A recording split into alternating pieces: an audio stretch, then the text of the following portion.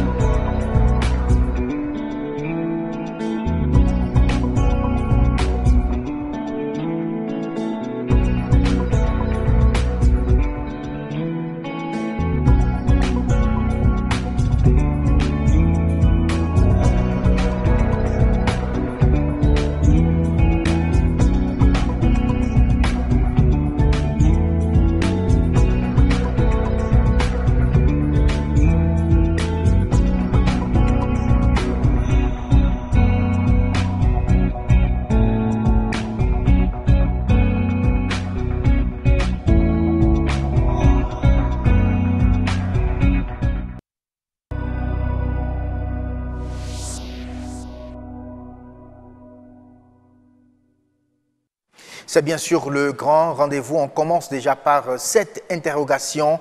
Indépendant, le Bénin l'est-il vraiment? C'est la question que se posent bon nombre de citoyens. Et pour les spécialistes, il faut questionner les principaux secteurs sur lesquels se repose notre économie.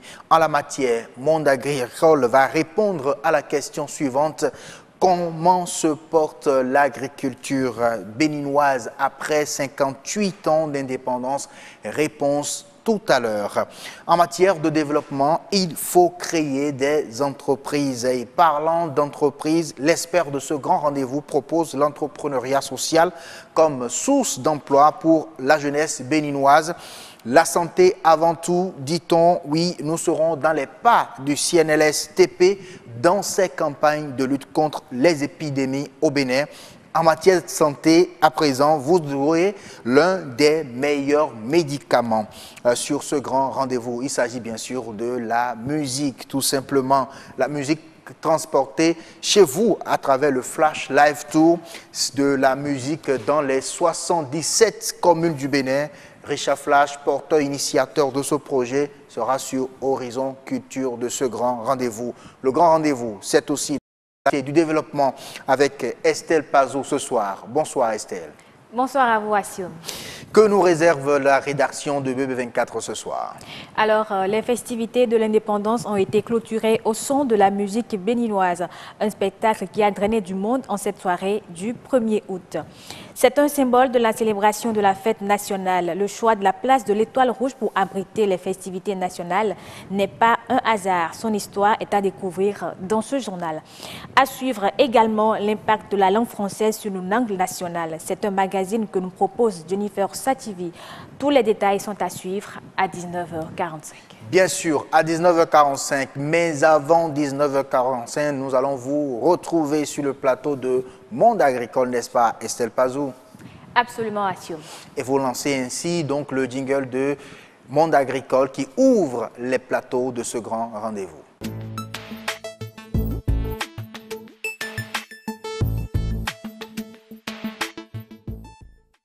Merci de nous retrouver dans les marches du Bénin, parlant bien sûr de son agriculture.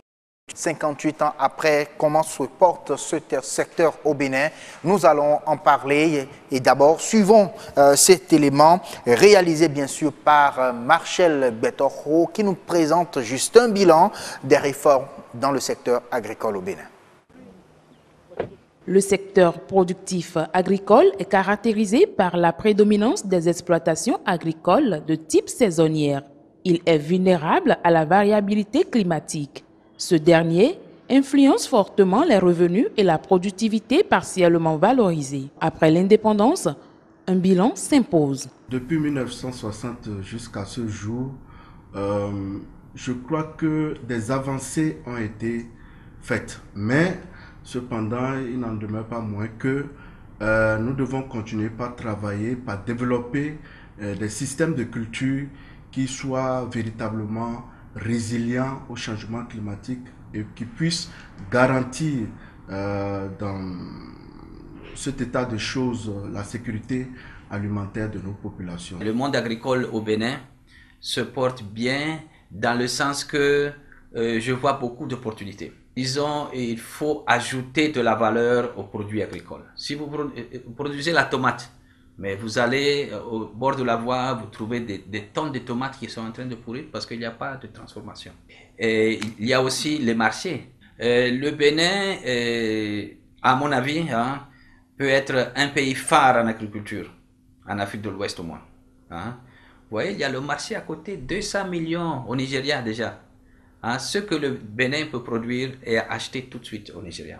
Malgré les nombreuses opportunités qu'il présente, la professionnalisation du secteur agricole au Bénin reste un défi majeur à relever. Et le défi, c'est de ramener les jeunes à l'agriculture. Et pour ramener les jeunes à l'agriculture, il faut que les jeunes soient intéressés, qu'ils aient des technologies appropriées. Vous voyez, vous allez dans les villages, moi je sors quand même assez souvent, et ce que je vois, c'est que la population agricole, disons les agriculteurs actifs, deviennent de plus en plus âgés. Et les jeunes préfèrent des autres boulots. Et des fois, c'est les parents même qui disent que moi, mon enfant, je ne veux pas qu'il soit agriculteur parce que je ne veux pas qu'il soit en train de transpirer, de toucher le sol. Sur le plan professionnel, nous espérons que, au fur et à mesure que les salons vont se répéter, que un plus grand nombre de jeunes femmes sorties de l'université ou bien de jeunes hommes sortis de l'université vont s'installer et cela va avoir un effet sur le chômage, donc le chômage va baisser et également cela leur permet de pouvoir se prendre en charge et de pouvoir devenir de vrais entrepreneurs. Dans toutes les structures, que ce soit étatique, que ce soit privé, que ce soit même au niveau international, l'apport genre est impliqué dans le processus. Pour valoriser davantage l'agriculture au Bénin, il est urgent de mettre un accent particulier sur la sensibilisation, tant au niveau de la productivité qu'au niveau de la structuration du secteur agricole. Généralement, on observe au niveau de nos producteurs que lorsque quelqu'un produit quelque chose, ça marche, tout le monde veut faire la même chose. Et du coup, le marché est saturé par le même produit. Je crois qu'actuellement, on est en train de faire des efforts pour faire connaître davantage les produits donc, de la recherche par les utilisateurs qui sont et surtout les producteurs. Les avantages liés au développement du secteur agricole sont énormes. Il vient régler un problème de chômage et accroît le développement personnel au niveau des jeunes à travers l'entrepreneuriat. Il constitue donc un levier de développement durable pour l'économie béninoise. Et sur le plateau, nous mettons un accent sur les recherches réalisées dans le secteur agricole au Bénin avec l'aide de M. Brice Baguidi, ingénieur agronome. Bonsoir. Bonsoir, monsieur le journaliste. Merci d'avoir accepté notre invitation de venir sur ce plateau. Merci. Bonsoir Estelle Pazou. Bonsoir à vous, Assine Gaba. Oui, avant le journal, on se retrouve au champ, sinon dans le monde agricole. Ouais, on est dans notre marigot. Dans notre marigot, tout simplement, pour parler de l'agriculture du Bénin, 58 ans après les recherches réalisées. Alors, le reportage l'a si bien mentionné, du chemin a été parcouru depuis 58 ans et on peut retenir aujourd'hui que l'agriculture béninoise a progressé. Mais dans le domaine de la recherche, il y a encore à faire, monsieur Brice Baguidi. Oui, il y a à faire puisque le défi est permanent. Et surtout qu'on est dans le contexte du changement climatique. Et donc, il y a des phénomènes qui n'étaient pas prévus et qui surviennent. Et justement, c'est pour ça que la recherche est là, pour anticiper et pour apporter également des solutions donc, à ces problèmes, à ces facteurs qui viennent influencer vraiment ce qui est planifié dans le domaine agricole. Alors, avant même d'aborder les différentes recherches qui sont présentes sur le terrain actuellement, est-ce qu'on peut dire que dans le domaine, en 58 ans, la recherche agricole elle-même a connu du progrès? Absolument. Ça a beaucoup évolué.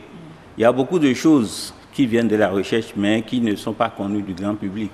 Et je vous donnerai un seul exemple. Il fut un temps, vous regardez les manguiers à Cotonou, la surface des feuilles était complètement noire. Et si vous regardez la face inférieure, il y avait des insectes blancs. Actuellement, tout ça a disparu. Ça, c'est la recherche qui a fait ce travail-là, de façon silencieuse. Et donc, c'est pour dire que la recherche essaie donc de s'adapter donc aux défis, de s'adapter donc aux difficultés que rencontrent les producteurs. Et donc, la recherche est au rendez-vous. Et justement, quelles sont les bases même de la recherche agricole? Bon, et dans un premier temps, la recherche a essayé d'anticiper un certain nombre de choses. Et notamment, la recherche s'est dit, bon voilà, il faut développer des variétés très performantes. Il faut développer un certain nombre de technologies dans le domaine donc, agricole. Mais très tôt, on s'est rendu compte que les producteurs ne sont pas toujours preneurs donc, des produits donc, de la recherche. Et donc, ce qui fait que le taux d'adoption des technologies développées par la recherche était faible. Et la recherche même s'est remise en cause. Et elle a dit, bon, désormais, on va beaucoup tenir compte du besoin réel donc, des producteurs, donc du besoin du marché tout court. Et donc, à partir de cet instant, la recherche vraiment s'investit beaucoup plus dans des problèmes qui sont soulevés par les producteurs, les utilisateurs donc, des produits de recherche. Et quel est un problème que ces utilisateurs-là ont déjà soulevé et qui, à votre niveau, par le biais de la recherche, a trouvé solution? Il y en a plusieurs, c'est presque dans tous les domaines. Si on prend par exemple, la gestion de la fertilité du sol, de plus en plus, il y a beaucoup de recherches qui se font en la matière. On encourage les producteurs, par exemple, à fabriquer eux-mêmes leur compost. Et de plus, si on prend par exemple l'exemple de l'ITA, et actuellement, vous savez, peut-être que vous ne le savez pas, mais actuellement, il y a le maïs qui est en train de faire face à un problème, à un ravageur qui est apparu tout récemment et qui développe une certaine résistance aux insecticides chimiques classiques qui sont connus. Mais par rapport à ça, la recherche est en train vraiment de faire un travail. Et en attendant, nous, à l'ITA, on s'investit beaucoup plus dans la lutte biologique.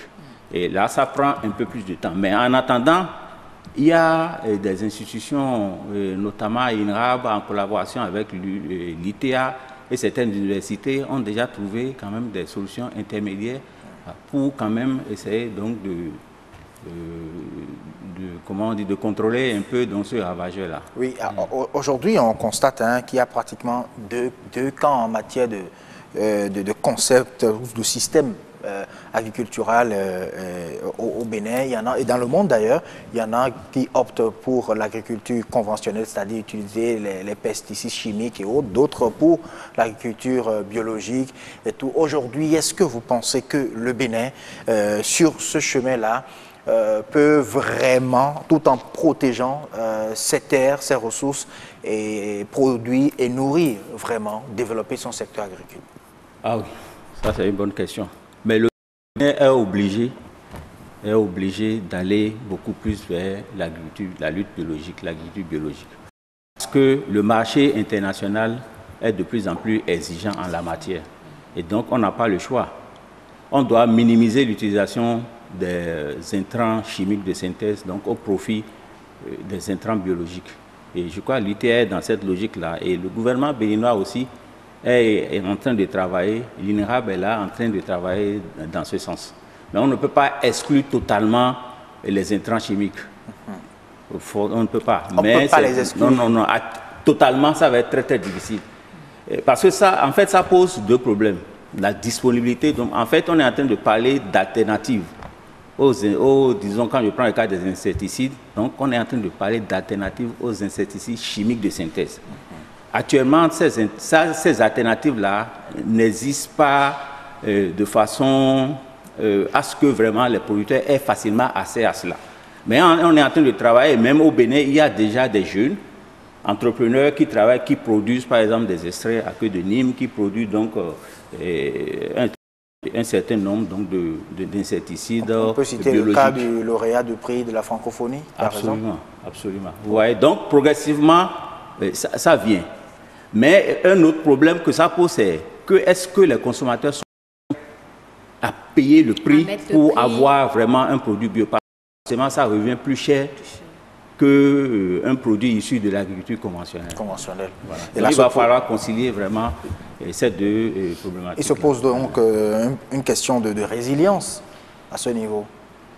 Résilience à quel Oui, parce qu'il faut pouvoir renforcer la capacité des populations à consommer le bio qui sera produit si vraiment le BN prend cette option-là. Ah oui, absolument. En fait, c'est une question de sensibilisation. Hein. Oui. C'est une question de sensibilisation. Et vous allez constater même que de plus en plus, les Béninois même sont en train d'aller vers ce qui est bio, hein, à travers les réseaux sociaux, tout ça. Moi, j'appartiens, disons, à 2 groupes où vraiment on ne parle que de bio sur notre forum. Alors, je vais revenir sur un problème qui est arrivé dans le reportage. Le problème de la tomate, de la disponibilité de la tomate au Bénin. C'est de notoriété qu'à certaines périodes, la tomate que nous consommons chez nous vient du Burkina et d'autres pays limitrophes. À ce niveau, est-ce que la recherche qu'est-ce que la recherche a fait dans ce sens, avoir de la disponibilité de la tomate au Bénin? Parce que, question, je veux dire, climat ou terre, nous avons les possibilités de produire de la tomate et ceci sur toute l'année. Oui, il y a, je ne veux pas faire de la publicité, quelque part il y a un étranger qui est au Bénin et qui produit de la tomate et qui exporte la tomate. Donc, en fait, le problème qui se pose, c'est la production de tomates à contre-saison. En fait, c'est ça. Sinon, pour ce qui concerne le contrôle des maladies ravageurs de la tomate, la recherche a fait beaucoup de choses et donc les technologies existent. Mais le problème, c'est la production de cette tomate-là à contre-saison. C'est-à-dire pendant la période sèche, est-ce que nous arrivons à produire de la tomate? Et pourquoi justement nous n'arrivons pas à le faire au Bénin, puisque les autres pays le font? Oui, c'est la maîtrise de l'eau. C'est la maîtrise, parce que qui dit saison sèche dit pénurie d'eau. Or, la tomate a besoin d'eau. Et donc, il faut vraiment beaucoup plus mettre l'accent. Je crois que le programme actuel du gouvernement est en train d'aller dans ce sens. Mettre beaucoup plus l'accent sur la création de réserves d'eau. Comment vraiment gérer l'eau de manière à ce qu'elle soit disponible tout au long de l'année. Une fois que ce problème est résolu, je crois que le Bénin doit être en mesure de produire donc de la tomate à tout moment. Et je crois que c'est forcément dans ce sens qu'on doit aller. Sinon, on a des zones marécageuses qui, peut-être, pendant la saison des pluies, l'eau se retire. Vous allez dans la vallée de l'Ouémé, les gens font de la tomate à contre-saison. Mais ça ne suffit pas pour couvrir vraiment les besoins du marché national. Voilà. Et en parlant de recherche, vous serez d'accord avec moi pour dire qu'il y a plusieurs résultats de recherche qui dorment dans les tiroirs de l'ITA ou bien de l'INRAB et autres là. Mais comment faire aujourd'hui pour mettre ces résultats-là à la disposition de la population pour véritablement en bénéficier? Ça, c'est un véritable problème. Là, vous, madame, vous êtes vraiment renseignée. Ça, c'est vrai. Disons, l'année dernière, j'étais à un au Burkina Faso. Donc, c'est une conférence internationale organisée par le réseau, disons, ouest africain, donc des producteurs. Et le problème fondamental qui était ressorti, c'est non-accès aux résultats de recherche. Et tout le monde est unanime que très peu de nos produits de recherche sont vraiment connus et utilisés par les producteurs. Et donc, il y a un effort à faire dans ce sens. Actuellement, il y a un projet au niveau de l'ITA qui est en train de travailler dans ce sens, capitaliser la plupart des travaux de recherche qui ont déjà fait leurs preuves et maintenant les mettre donc à la disposition des producteurs. Et je crois qu'il y a un travail vraiment à faire, aussi bien au niveau de la recherche qu'au niveau donc des acteurs de la chaîne de vulgarisation. Parce qu'en réalité, nous, on développe, la recherche développe des innovations, développe un certain nombre de produits. Mais il faut que la vulgarisation prenne la relève et l'amène jusqu'au niveau donc des producteurs. Et je crois que c'est à ce niveau qu'il y a un petit souci. L'ancrage n'est pas encore bien huilé pour que ça fonctionne vraiment normalement. Et juste simple curiosité, est-ce que les recherches qui se font dans les différentes institutions, est-ce qu'elles sont ciblées ou bien tout type de culture est objet de recherche? Je prends par exemple l'ananas, l'anacarde, le manioc. Est-ce que c'est fait de façon sélective ou bien un ingénieur le sent, il veut faire une recherche et puis il se lance simplement? Bon, je vous ai dit tout à l'heure que la recherche actuellement va beaucoup plus vers la demande. Et quand il y a un problème qui se pose, mais cela n'exclut pas que la recherche anticipe. La recherche anticipe, mais on va beaucoup plus vers la demande. Lorsqu'il y a un problème qui se pose au niveau d'une culture donnée, et dès que la recherche peut être saisie ou bien la recherche même peut s'auto-saisir de ce problème-là et donc travailler là-dessus et jusqu'à donc aboutir à des solutions. C'est que ça prend du temps et pendant ce temps, peut-être le problème est en train de sévir, mais la recherche, pour la plupart du temps, finit toujours par trouver une solution au problème. Et je crois que pour le cas du Bénin, presque toutes les cultures que vous venez de citer bénéficient quand même de l'appui de la recherche. Et aujourd'hui, quels sont les grands défis de la recherche agricole au Bénin? Le grand défi de la recherche, pour moi, c'est on est dans un nouveau contexte de changement climatique. Ça, c'est déjà un défi important pour la recherche. Parce que cela veut dire quoi? Et si je prends le monde des insectes, les insectes qui n'étaient pas un problème pour nos cultures hier sont devenus des problèmes pour les cultures aujourd'hui. Et donc la recherche est obligée d'aller plus vite. Mais malheureusement, on a constaté que la recherche bénéficie de moins en moins de financement. Si on compare le financement de par le passé, ça s'amenuise. Et malheureusement, on est obligé de faire avec. Et donc, il faut un financement assez conséquent pour la recherche aujourd'hui pour qu'elle se mette au pas des réalités.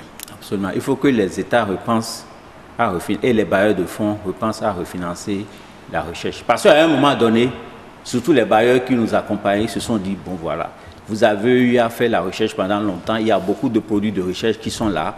Et donc, passons d'abord le temps à diffuser ces produits de recherche-là. Et donc, ils n'étaient plus aptes à financer la recherche. Maintenant, je crois qu'on est dans un contexte où il faut forcément encourager la recherche. Alors, M. Baguidi, est-ce que vous avez un mot de la fin? Nous sommes déjà... Oui, un mot de la fin, c'est peut-être de dire qu'il faut, aussi bien au niveau de la recherche qu'au niveau du développement agricole, qu'on aille beaucoup plus dans le sens d'une approche écosystémique. Une approche qui tient compte de l'écologie, qui tient compte de l'environnement. Au lieu de dire voilà une solution généraliste pour tout le monde, non. Il faut tenir compte de l'agroécologie et développer des technologies appropriées donc à chaque agroécologie. Je crois que ça irait mieux. Merci beaucoup, M. Brice Baguidi. Je rappelle que vous êtes ingénieur agronome. Merci d'être passé sur le plateau. Chercheur à l'ITA. Ok. Merci bien. Allez, merci Essel Pazou. Merci M. Baguidi. À très bientôt sur le plateau de Monde Agricole. Essel, on vous retrouve tout à l'heure à 19h45. Dans le journal. Dans le journal. Le grand rendez-vous continue et reçoit pour vous Heureuse Danolé et son invité sur Nature et Bien-être.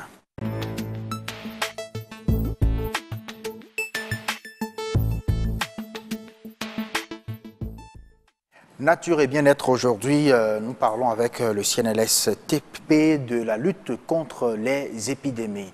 Un reportage. Les hépatites viennent en effet rallonger la liste des menaces de l'humanité qui nous enlisent dans l'envieillissement et compromettent dangereusement notre développement. Des propos qui témoignent de la gravité de cette maladie. L'hépatite, bien que mortelle, est ignorée par 95% de la population béninoise. Sous deux formes, l'hépatite B et C tue à petit feu. Les chiffres en disent long. Les hépatites chroniques B et C sont mondialement répandues, affectant 328 millions de personnes, dont 257 millions pour l'hépatite B et 71 millions pour l'hépatite C, selon l'Organisation mondiale de la santé, OMS.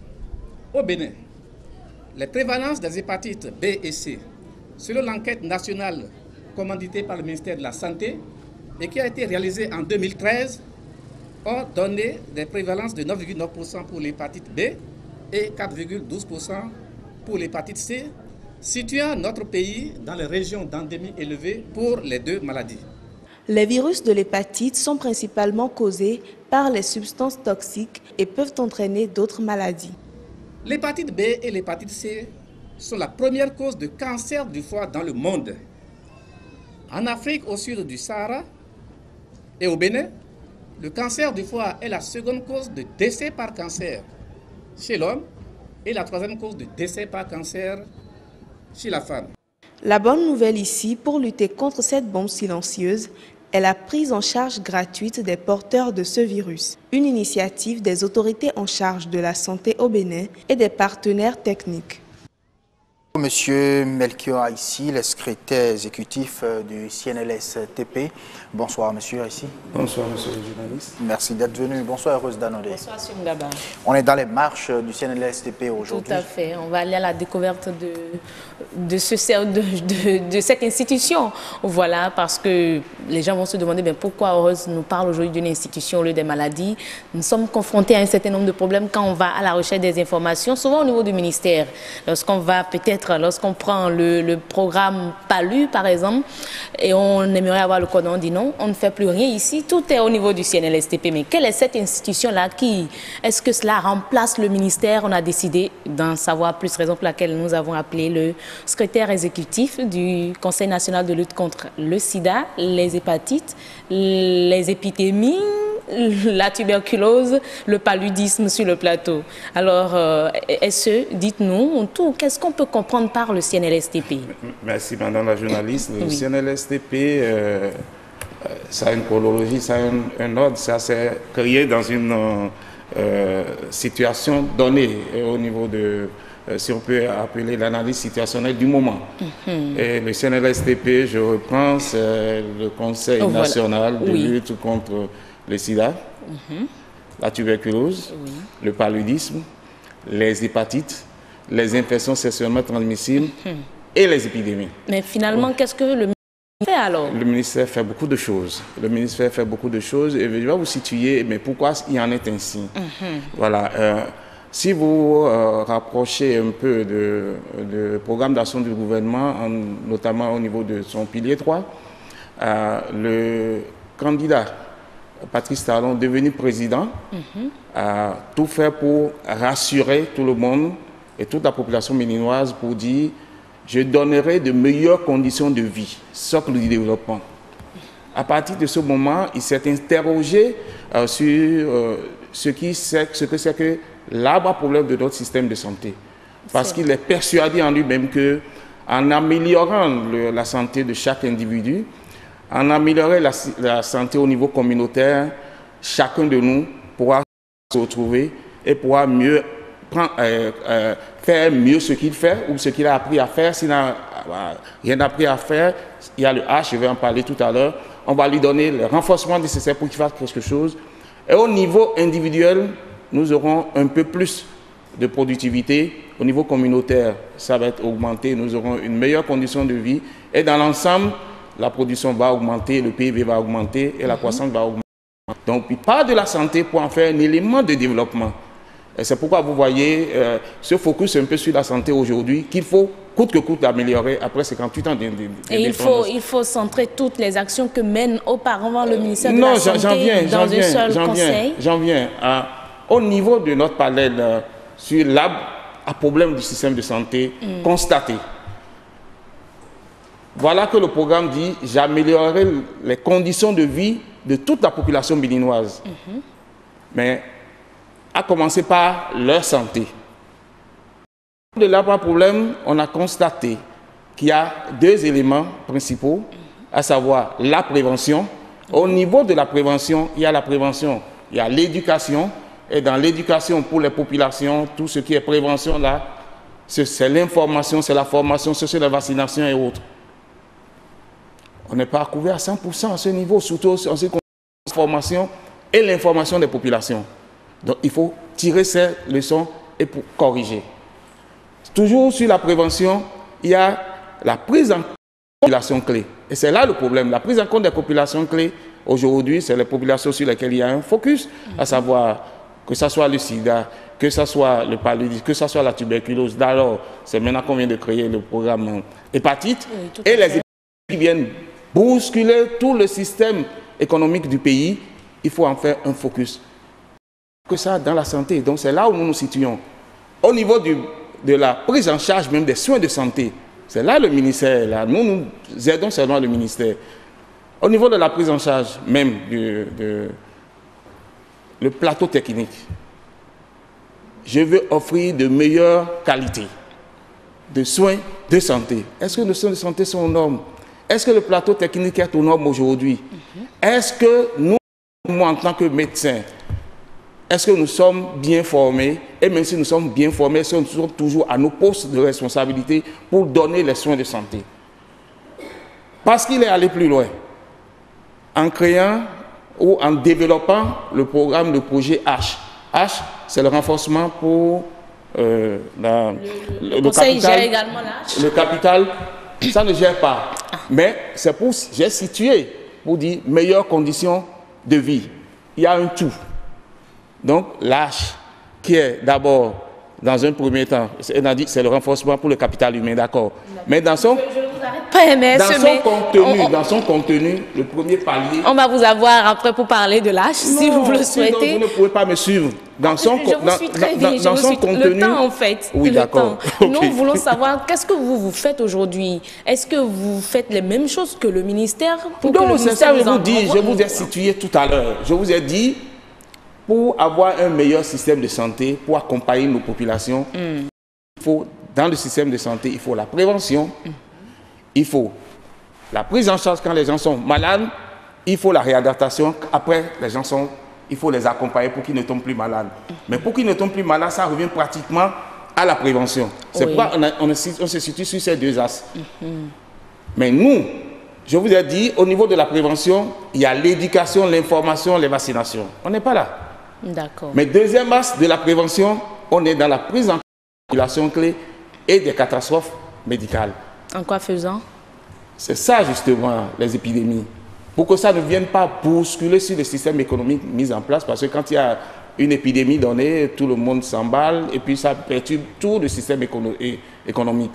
C'est à ce niveau que le CNSTP a été créé. Vous avez dit quelle est la différence entre l'ancien et le nouveau pour que cela soit performant. Il y avait un CNLS qui s'occupait uniquement du sida. Voilà. Qui était un comité qui s'occupait du sida et qui avait plus de 100 membres. Le CNSTP aujourd'hui, malgré tout ce qui a comme attribut, n'a que 40 membres, y compris le chef de l'État. Et vous faites quoi? Vous êtes sur le terrain pour les actions comme le ministère? Non, pas du tout. Nous sommes à la coordination, à la définition des politiques. Nous sommes à la définition des politiques de prise en charge contre ces maladies. Nous sommes à la surveillance et au suivi, au marquage pour que tout ce qui se fait dans de bonnes conditions. Et nous sommes également à la mobilisation des ressources. Et justement, au niveau de la mobilisation des ressources, il y avait ce qu'on appelait avant le CNCO, qui était le Conseil national de coordination et d'orientation de tout ce qui est Fonds mondial. Le Fonds mondial, c'est le panier commun dans lequel il y a les bailleurs qui déposent pour nous autres pays qui en ont besoin. Avec le Bénin, il y avait le CNCO qui opérait pour le compte de toute la population, mais qui était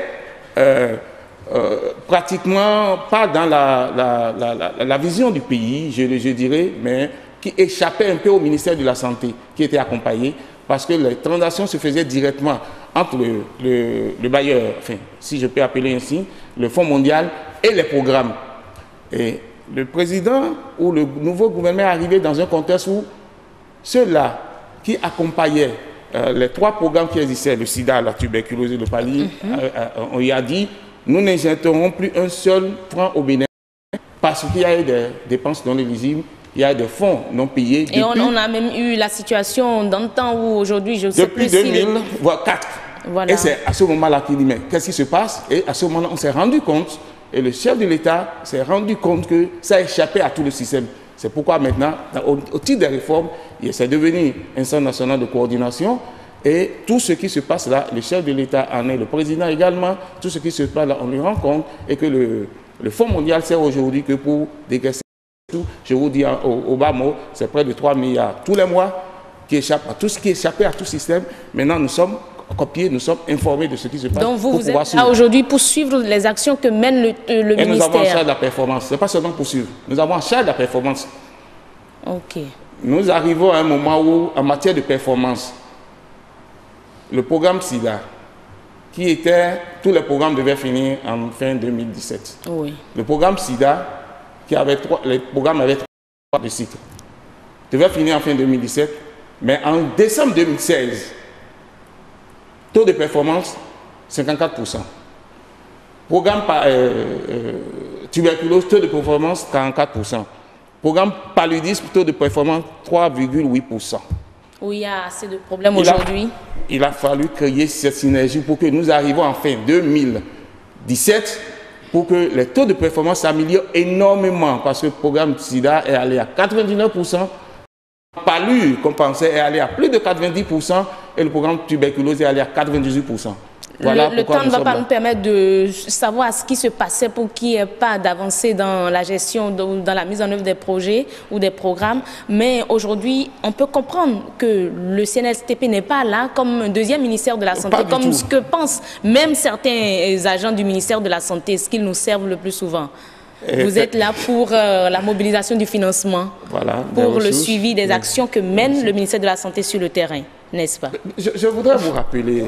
Oui, Assio. Je vous rappelle que vous avez moins d'1 minute. Hein. Alors, très rapidement pour finir, très rapidement pour finir. Le temps passe vite, malheureusement, très vite. Alors bon, Assio Mgaba, on va... C'est terminé. C'est terminé. C'est terminé, heureusement. On va vous avoir peut-être dans un autre format pour parler de la chose. Parce que nous, sur le terrain, on est confrontés en fait à cette difficulté-là. Les gens ne veulent plus venir sur le plateau. On est également confrontés à la difficulté du temps. Malheureusement. On va se retrouver très prochainement. Quelle que soit la difficulté, la santé est le catalyseur économique potentiel de production de ressources et tout ce qu'on dit au bon système de santé. Tout ça c'est vrai, mais je vais vous offrir tout à l'heure le meilleur médicament au monde, vous savez, hein, l'un des meilleurs médicaments au monde, c'est de la musique, hein, et elle est transportée partout, hein, sur 77 communes du Bénin, sur les 77 communes du Bénin, et c'est à travers bien sûr le projet Flash Live Tour, on en parle sur Horizon Culture.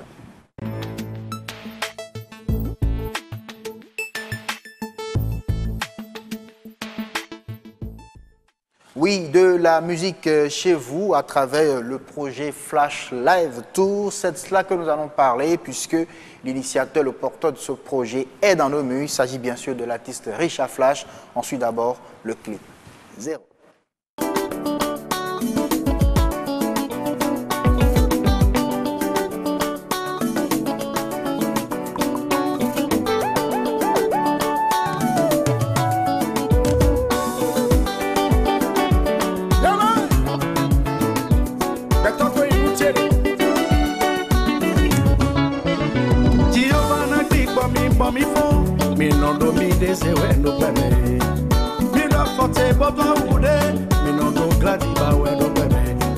Tu sais qui je suis, tu sais à qui tu parles. Abrume mi kate to belome, me de magnon wena joche jume. Benoît Boissy, le naïf.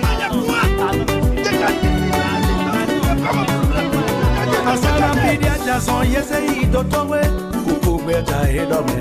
Me devo sing si etonawe, we twa doni kwide. Me devo sika Joye fiondo la menawe, wekla do mon wedeme. Akadia fote boje gladi bati bongo rondo, tu sais qui je suis. Adia fote boje wide me mondi, donon toi dans sintegbe. Rondo, tu sais qui je suis. Onyo, yeme hono lo bonaja. Beto maninunde, mini kwa dansi no beme. Beto maninunde la, beto maninunde pepe. Beto go anuchere, beto go ninuchere. Beto maninunde, beto maninunde pepe. Beto go anuchere, beto go anuchere.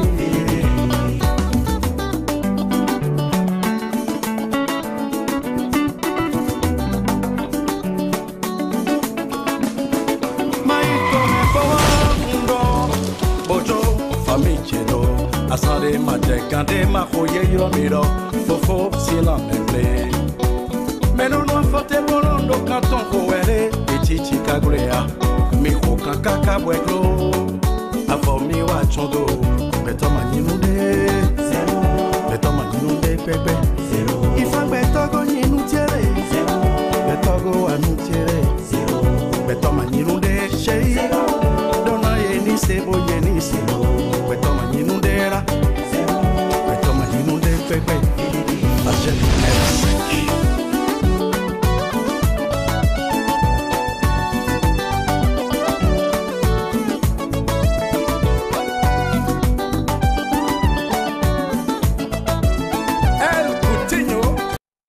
Ah oui, il est en live sur ce plateau. Richard Flash avec nous. Bonsoir Richard. Bonsoir. C'est un plaisir de t'avoir sur ce plateau pour parler de ce projet, un grand projet qui permet en tout cas à la musique de s'exprimer partout, sur toute l'étendue du territoire national. Richard, mais pourquoi un projet, le Flash Live Tour? C'est quoi en réalité? Le Flash Live Tour en réalité, c'est que je me suis dit que je ne suis pas connu par tous les Béninois et que tous les autres artistes aussi, Béninois aussi, hein, qui ne sont pas connus par tous les Béninois parce qu'on fait les grands concerts à Cotonou, à Porto-Novo peut-être. Et alors, il faut délocaliser les grands concerts de Cotonou et aller vers la population de l'intérieur pour leur montrer ce que nous avons fait, nous savons faire. Alors, donc je me suis dit que je pars en tournée dans les 77 communes du Bénin, mais en live, pas en playback. Donc en live, c'est pour ça que ça s'appelle Flash Live Tour, pour permettre aussi aux musiciens qui ont appris à jouer à un instrument de s'exprimer. Parce qu'on constate que depuis un moment, on fait beaucoup plus de playback et que nous, pour s'exprimer correctement, on a besoin du live. Donc ce projet permettra de faire la promotion de tous les artistes béninois parce que je ne pars pas seul, je pars avec d'autres artistes béninois. Et la deuxième chose, c'est que ça permet de divertir la population. Et ce divertissement, cette population de l'intérieur en a besoin. Donc en même temps, on a mis à l'intérieur du projet une grosse page de sensibilisation. C'est que chaque artiste a un message donné à chaque fois qu'il monte sur scène, soit pour parler de la violence faite aux femmes dans les foyers, soit pour parler des grossesses non désirées dans les milieux scolaires. Il y a pas mal de choses que les gens ne connaissent pas parce que je sous-entends qu'à l'intérieur du pays, tous ces gens-là n'ont pas une télévision pour entendre toutes ces sensibilisations que les gens font à la télévision. Donc on est en contact direct avec le peuple, les fans qui sont là, et on leur passe le message directement. Directement, c'est vrai, quand on parle de Flash Live Tour et quand on parle également de musique et de concerts grandeur nature, oui, c'est que toutes les communes n'ont pas les moyens qu'il faut en réalité pour accueillir ces grands concerts. Et je pense qu'à travers le Flash Live Tour, vous avez pris les dispositions pour leur offrir de véritables concerts. Oui, on travaille avec les différentes communes. Okay. On va voir les mairies, on leur demande qu'on a besoin de soutien pour que le concert ne soit pas payant dans la commune, pour permettre à tout le monde de regarder le concert, pour que le concert soit gratuit. Donc la mairie participe un peu en disant, bon, nous donner la place pour le concert, vous louez pas la salle du spectacle par exemple, vous payez pas donc la sécurité. On comprend que les communes, les mairies participent également bien sûr, à la réussite de ce projet. Oui. On va revenir tout à l'heure plus en détail sur le Flash Live Tour. On va faire un petit bilan jusqu'ici depuis environ quelques mois. Ça a commencé déjà le Flash Live Tour. Depuis le 23 juin. Depuis le 23 juin. On va rejoindre Estelle Pazou au niveau de la rédaction de BB24. On reviendra tout à l'heure dans le Flash Live Tour, chers téléspectateurs. C'est l'heure du journal.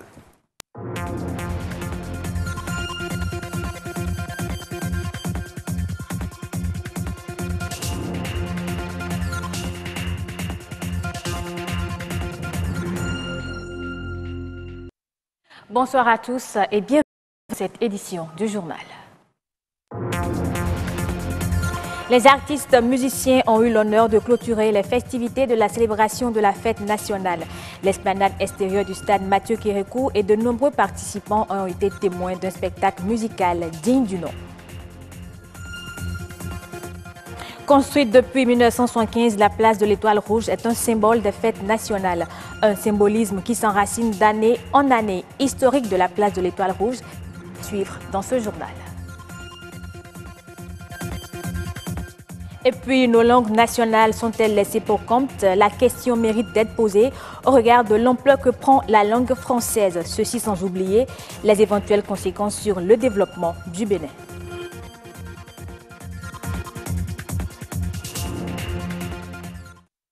Quoi de mieux que les sonorités béninoises pour boucler les festivités de la fête nationale? Le défilé de mode, le défilé militaire, paramilitaire et autres manifestations officielles ont laissé place aux prestations des artistes béninois. Pour le public présent, c'était une fort belle manière de boucler les festivités du 1er août. Patrick Adiagoudjou.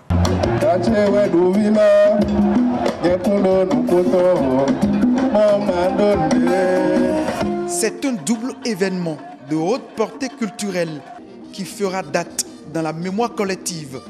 50 ans de vie de l'orchestre Polyrythmo et 58 ans d'indépendance. Le Bénin a révélé au monde entier sa richesse musicale.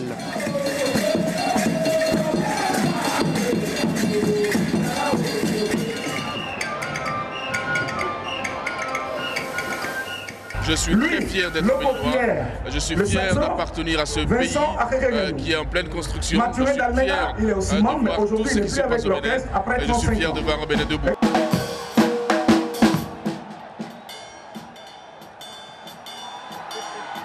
Dans un enchaînement imparable et survolté sur des mélodies immortelles, devenues des classiques de la musique moderne béninoise, le plus ancien des orchestres africains a une fois encore démontré sa maturité, a fait danser les mélomanes d'hier et d'aujourd'hui. La fierté d'avoir été utile à mon peuple, la fierté d'avoir contribué à l'éducation des enfants, la fierté d'avoir donné des conseils aux adultes, la fierté de pouvoir continuer à exercer ce métier jusqu'à la fin de mes jours.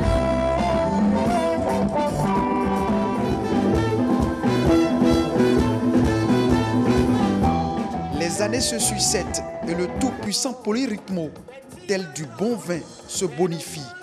Les sonorités de la légende n'ont pas pris de ride en dépit de l'âge. Le label Polyrythmo fait la fierté de tous les artistes et musiciens du Bénin. À l'occasion, une trentaine se sont joints à l'orchestre pour célébrer le Bénin. La fierté que j'ai eue aujourd'hui, c'est de voir qu'il y a un beau public et qu'on a dit aux gens qu'on veut rendre hommage à Polyrythmo. Ces gens-là qui n'ont jamais suivi la mode et qui sont encore en place et qui font encore des concerts. Et c'est un exemple pour la jeunesse aujourd'hui. Et c'est très important Et vous voyez, le Polyrythmo est en train de jouer, vous voyez l'applaudimètre. Pourtant, ils ne font pas du Nadja, ils ne font pas un rythme qui vient de la Côte d'Ivoire. Ils sont restés eux-mêmes. Les artistes aujourd'hui doivent essayer de rester eux-mêmes. Jumeler justement ces 58 ans d'indépendance et les 50 ans de Polyrythmo, c'est quelque chose d'extraordinaire.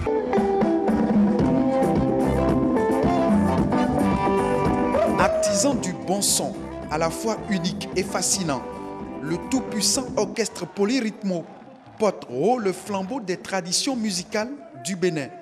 Une légende pour laquelle la polyrythmie n'est pas un vain mot, mais une fierté identitaire. Je suis un ministre fier d'avoir ces icônes dans mon pays. fier d'avoir tous ces artistes qui ont fait le tour du monde. Et j'ai dit, ensemble, nous allons montrer que le Bénin a du talent. Et je veux que tous les Béninois partagent ce sentiment de fierté. C'est quand même ce pays qui est un label de démocratie. C'est quand même ce pays qui a un potentiel énorme. Il faut être fier d'être Béninois. Ne soyez plus complexés. Le Bénin est un grand pays, il faut le savoir. On reste dans la symbolique de la fête nationale pour parler de la place de l'Étoile Rouge.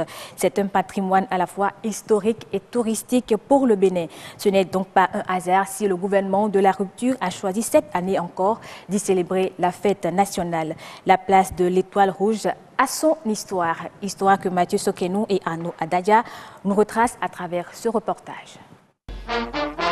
La place de l'Étoile Rouge est le fruit de l'ingéniosité de l'architecte béninois Paul Nyangeno. C'est une forme de matérialisation des révélations des sciences divinatoires sur le Dahomey, devenu République du Bénin, voulu par le gouvernement militaire révolutionnaire de 1975.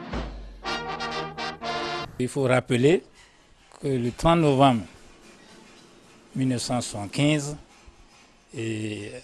il a été fondé le Parti de la Révolution populaire du Bénin.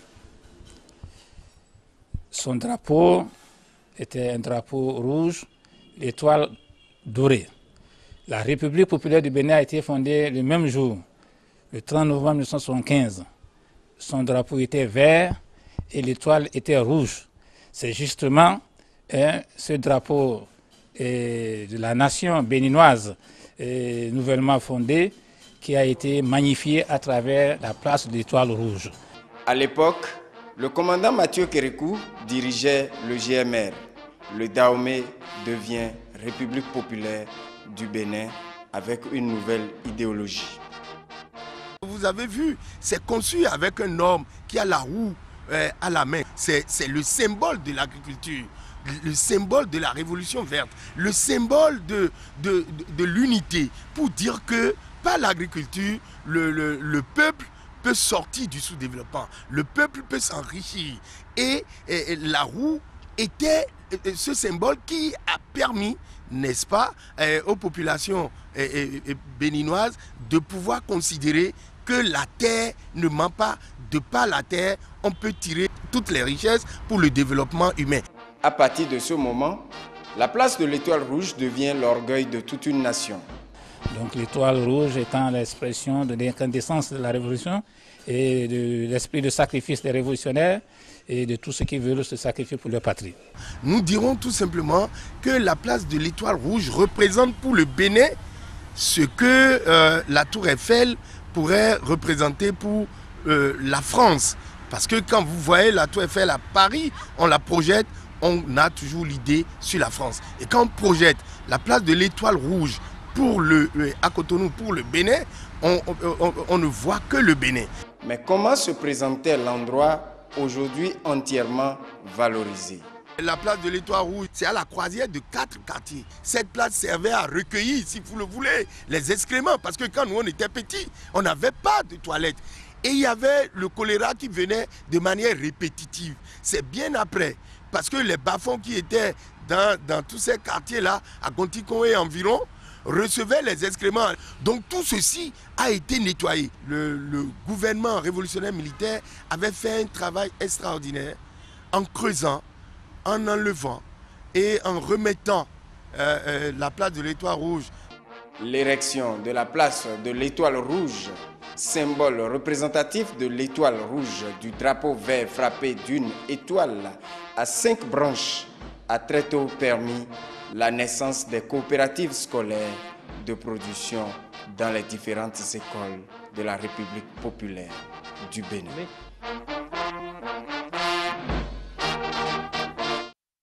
De la période coloniale à l'après-indépendance, le français, langue officielle du Bénin, s'est toujours révélé incontournable dans bien de domaines. De plus en plus, nos langues nationales sont reléguées au dernier rang et tendent même à être ignorées de certains. Une situation qui est à la base de bien de problèmes dont nous n'avons pas conscience, mais qui ne sont pas sans incidence sur le développement du pays. Sandrel Soni, Donatien Falola et Jennifer Sativi.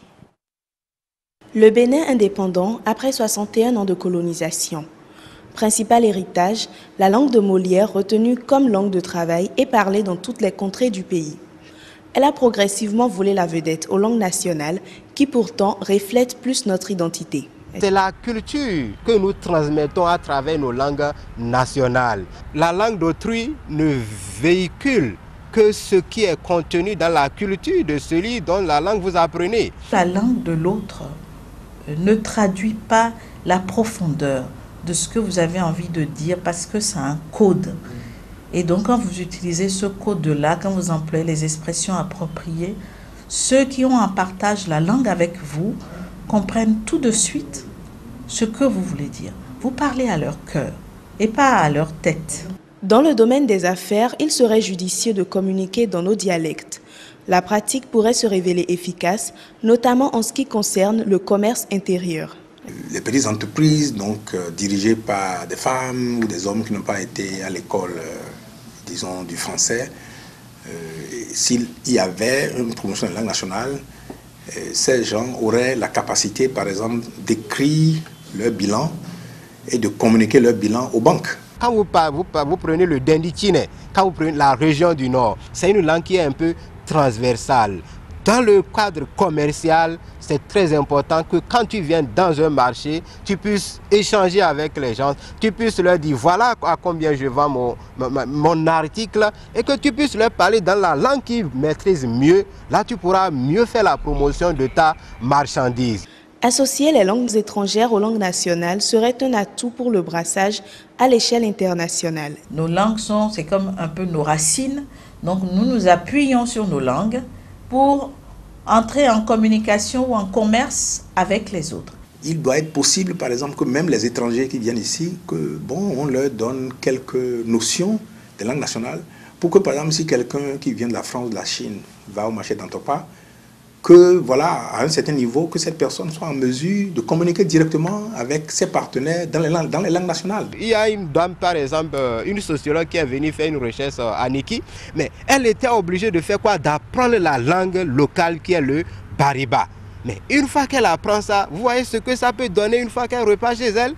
Non seulement ça vend la culture Bariba en Allemagne, mais aussi s'il y a des réalités qu'elle a découvertes et qu'elle va aussi essayer de transmettre là-bas. Pour réussir à inculquer aux uns et aux autres un intérêt pour les langues nationales, l'éducation reste l'étape primordiale. Il faudrait forcément que nous commencions par la base. Il faut que nous alphabétisons nos enfants, nos fils dans la langue nationale. La vraie question, c'est la méthode d'apprentissage de la lecture et de l'écriture dans la langue étrangère. Je crois que c'est ça qui pose problème, parce que les parents se disent qu'il y a un raccourci. Mais non, parce que on peut tout dire dans une langue. Vous pouvez très bien parler votre langue parce que c'est votre langue. Les schèmes que vous avez dans votre tête, les bases que vous avez, c'est elles qui vous permettent d'apprendre une langue étrangère. D'après de récents chiffres de l'Institut national de la statistique et de l'analyse économique INSAE, plus d'une 60aine de langues sont parlées au Bénin. Les Fon et les Adja forment la majeure partie du sud, tandis que les Batombu et les Otamari sont les plus nombreux au nord.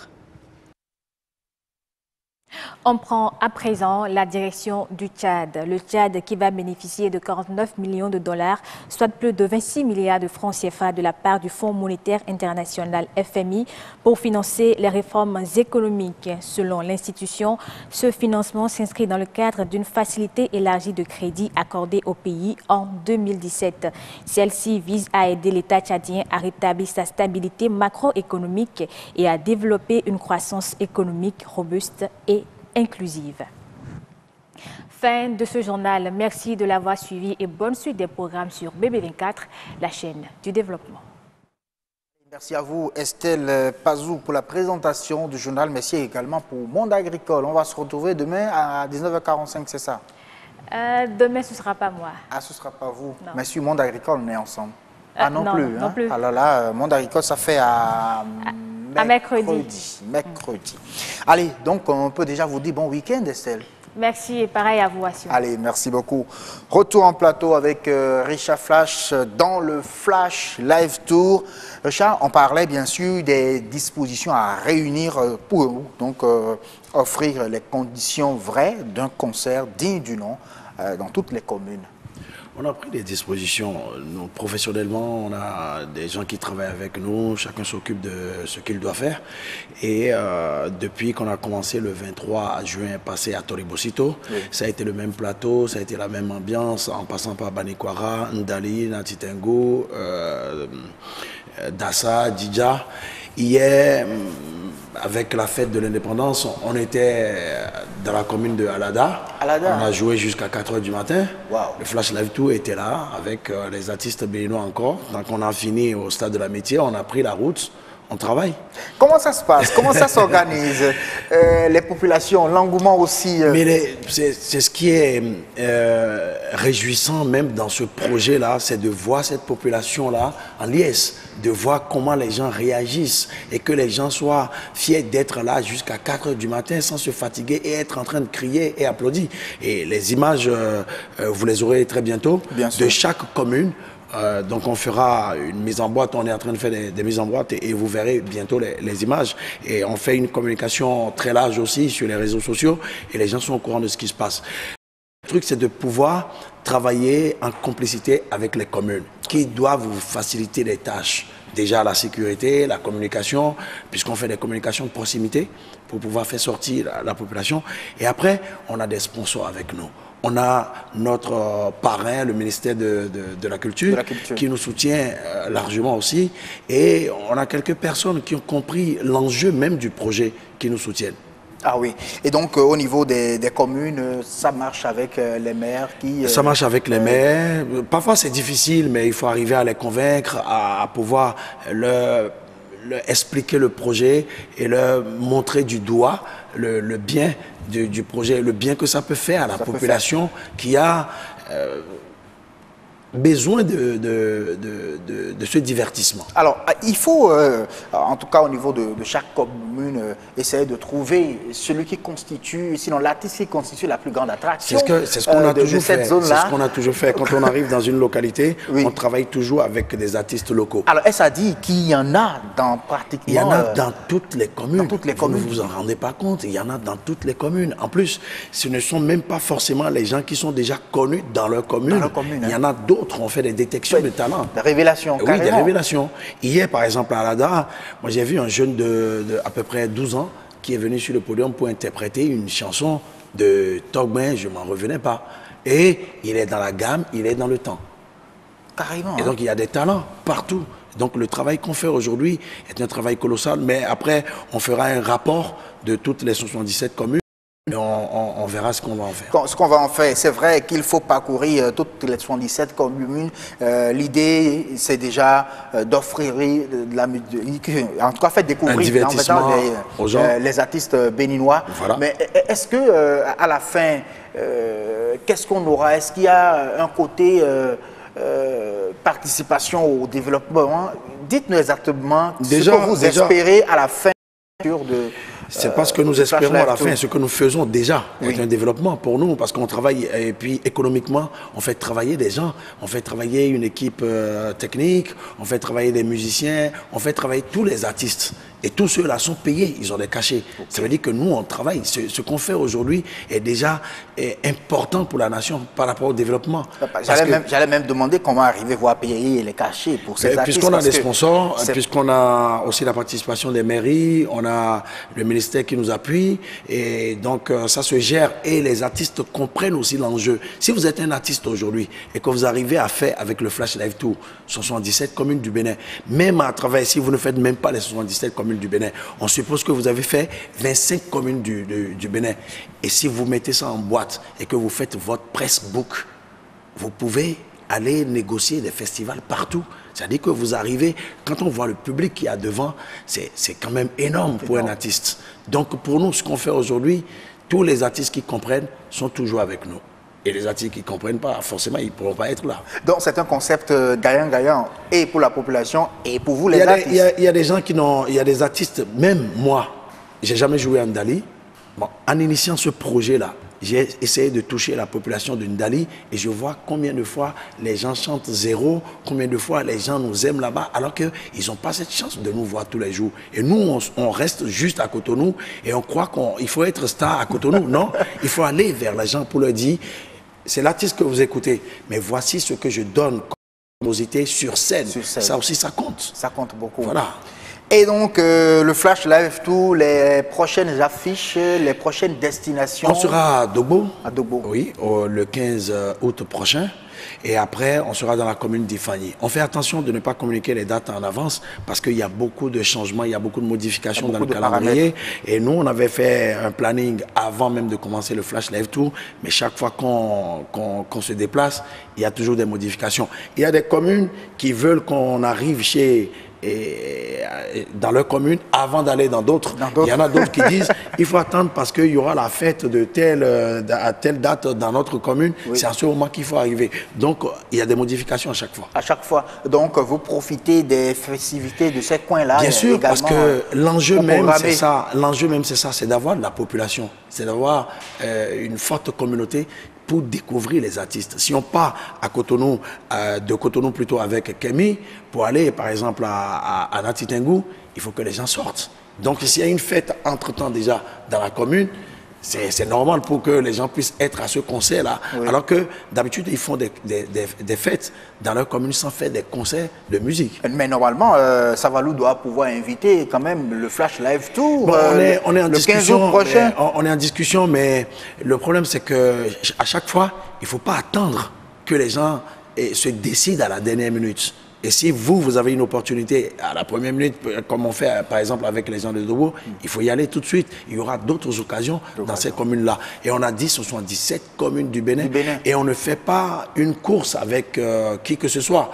On fait à notre rythme. Ça peut prendre 9 mois, ça peut prendre 1 an, mais l'essentiel, on fera les 77 communes du Bénin, qu'il pleuve ou il neige. Un projet assez grand qu'il faut toujours accompagner, un appel à... Chaque Béninois peut accompagner ce projet-là. Je ne sais pas de quelle commune vous êtes. Si vous donnez, au fait, ne serait-ce que 20 000 francs aujourd'hui, vous êtes sponsor dans votre commune.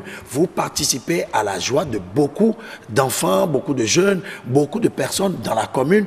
C'est que vous avez amené votre grain de sel pour que le Flash Live Tour puisse s'implanter là et donner de la joie de vivre aux gens. Donc, tous les Béninois sont appelés à participer à ce tour-là. Parce qu'il faut comprendre que aller donner de la joie aux gens, les gens ils ont comme l'impression que les gens ne trouvent pas à manger, c'est la musique. Non.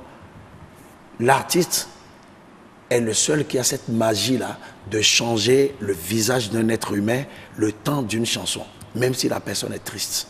Quand vous commencez le temps d'une chanson, vous voyez les gens heureux. Et même en tant qu'artiste, ça ne peut que vous rendre heureux. Vous. Merci beaucoup à vous, Richard Flash, d'être venu sur cette émission. Je me permets de le dire à l'endroit de nos téléspectateurs, de commencer donc par initier les collectes de fonds dans leur commune, histoire donc d'inviter le Flash Live Tour chez vous. Ce serait bien une manière aussi de soutenir vraiment ce projet. Et de prouver à leur population qu'ils les aiment. Qu'ils les aiment. Vraiment beaucoup, Richard, et du courage. Merci infiniment. Du courage à tous les artistes et merci et félicitations en tout cas à tous ces artistes-là qui soutiennent vraiment le Flash Live Tour, les autorités également. Alors ça, c'est pour le bien-être de notre pays, notre développement. C'est nous-mêmes qui allons donc initier le faire, tout simplement. C'est nous-mêmes. On comprend. Allez, merci beaucoup, Richard. À très bientôt. Le grand rendez-vous va continuer sur la toile, l'Actu-Web.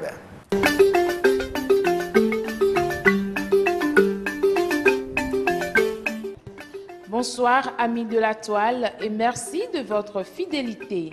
Nous sommes jeudi 2 août 2018 et la toile nous apprend que le premier bébé panda né en France s'apprête à fêter son premier anniversaire le 4 août au Zoopark de Beauval.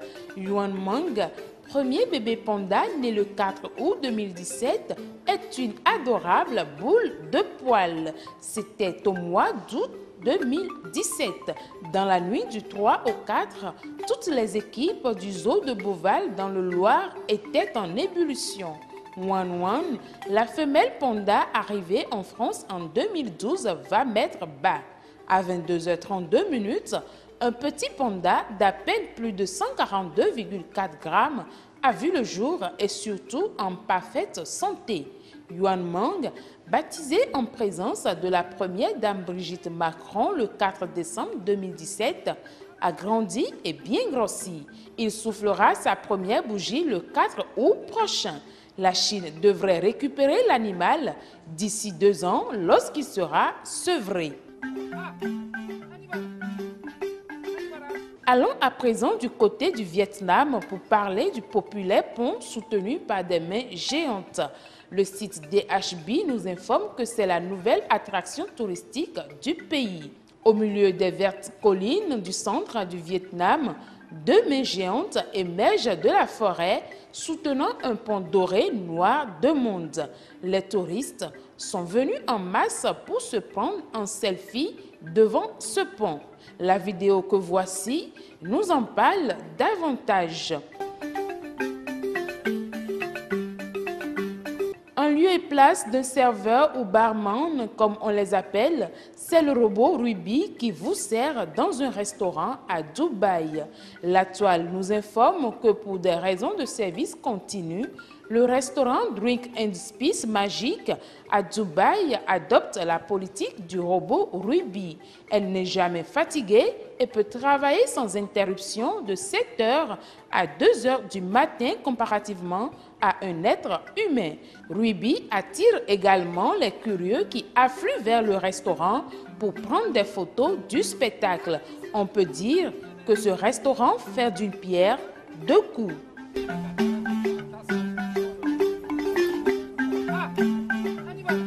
Dernière information dans cette actualité web, celle liée à Véronica, une jeune Philippine de 14 ans qui a une sœur jumelle parasite et qui sort de sa poitrine.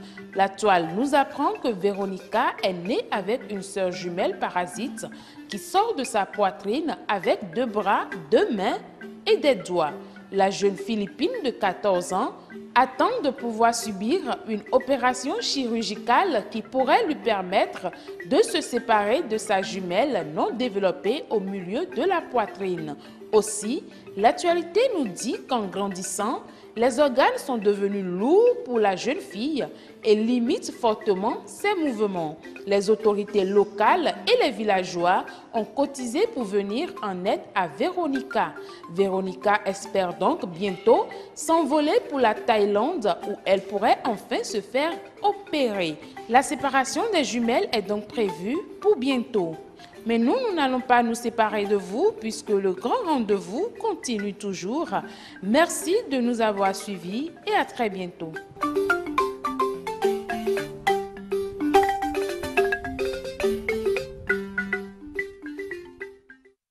Oui, à très bientôt, Marcel Betoro pour la présentation de l'ActuWeb. Météo, avant de partir.